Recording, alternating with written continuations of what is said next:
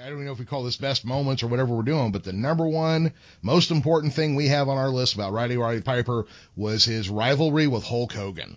Yeah. Which lasted, almost 20 years or 15 to 20 years, somewhere in that range? Yeah, we figured out about 15 to 20 years, we said, yep. Yeah. It came in, Piper came in and he was the heel to going after Hogan. There was the Cyndi Lauper stuff. The one thing I'm going to reference here real quick is wrestling has always been trying to get mainstream popular appeal. And in Cyndi Lauper and, Captain Lou Albano and the whole intermixing and music videos and MTV climbing to prominence back in the day. It's you, Rod. Out. I saw what you did, man. I saw what you did to Cyndi Lauper and Dave Wolf and to the captain. You're a real big man, aren't you, when it comes to girls and little guys? Real big man. Well, listen, Piper, rock and roll's gonna get you, man, and you are going down. Roddy Piper, why don't you come out and fight like a man? Saying all them things about me. What's that? I saw that guy's teeth about 2 years ago. What's that guy's name?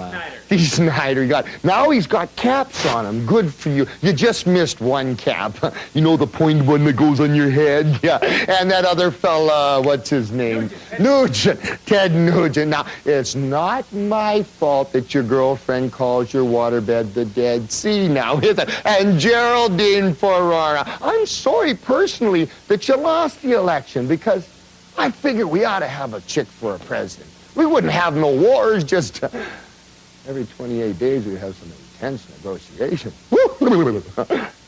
See you soon. Not only was there, modern pop culture crossover, but now all of a sudden there was Hulk Hogan's Rockin' Wrestling on TV. Mm-hmm. And Roddy Piper was the number one bad guy in that whole show. Even when Roddy Piper wasn't really doing much, his toy was still coming out as the bad guy toy. You've said it before, and I'll ask you to explain it a little bit. You have said no Piper, no Hogan. You want to expand on that a little? Right. That's what I was thinking. Is I've heard it said.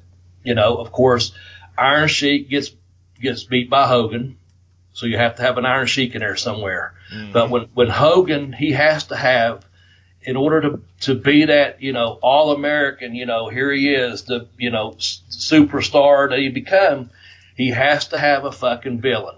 And if there's no Roddy Piper, there's no Hulk Hogan. Because Piper was the most hated overheel there was.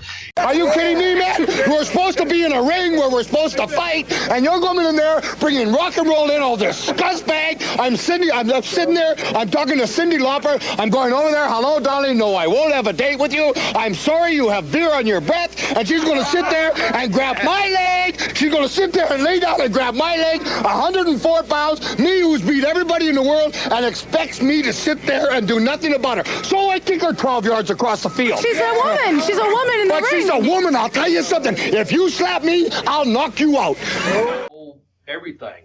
All through the years, there was that rivalry there. And I'll let you finish it up because I know you have somewhere where you're going with it for the last ending of it. But I'm just thinking all through those years, if you go back and look and you've got Hulk Hogan doing movies, you had Roddy Piper doing movies, but I'll take a Roddy Piper movie over a Hulk Hogan movie any fucking day of the week, man.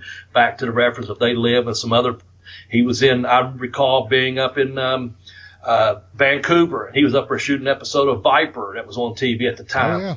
Well, don't forget Hell Comes to Frogtown. There you go. See, so, I don't want to see fucking Hulk Hogan in a toupee and then another one where he's fighting a Tiny Lister or whatever, But I will see a fucking Roddy Piper any day of the week over that. So I'm just saying, I'll let you finish up because I know you have something to say about the latter part of the rivalry. That was 15, 18 years later. But I just say, with no Roddy Piper, there's no Hulk Hogan. Yeah, and the nice thing is years later at WCW, they did get to kind of put a capstone on it when a now face Roddy Piper is fighting a heel Hulk Hogan and gets the win, but unfortunately nobody knew if it was for the title or not. I don't know how that happens, but Roddy Piper did get a clean win on Hulk Hogan in a reverse circumstance, which was kind of a cool thing to see then. Yeah. And, I think that was a great rivalry that they could use periodically or, use consistently at the beginning. And even when they brought it back and dusted it off, I wasn't sick of it. Right. And I want to say this in retrospect too, from what I just now said. None of that was a dig towards Hulk Hogan, because we know what a huge star he was.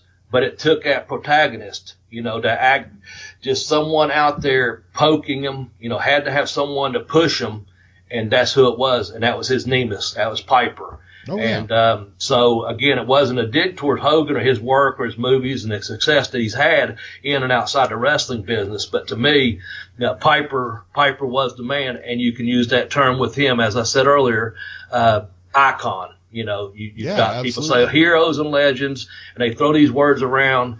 But there's only a few people to me that I said it on a Dusty segment, and I can safely say it on this segment. Roddy Piper, may he rest in peace, was a wrestling icon.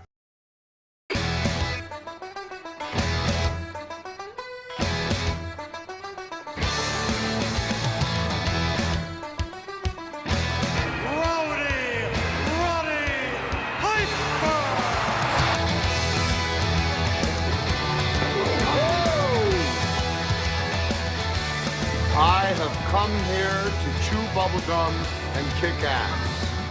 I'm all out of bubblegum.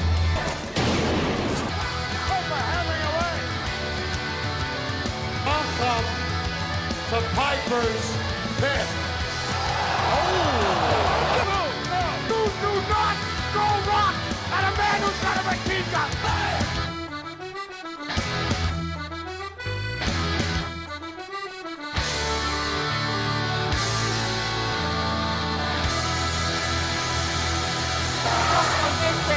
They got the answers.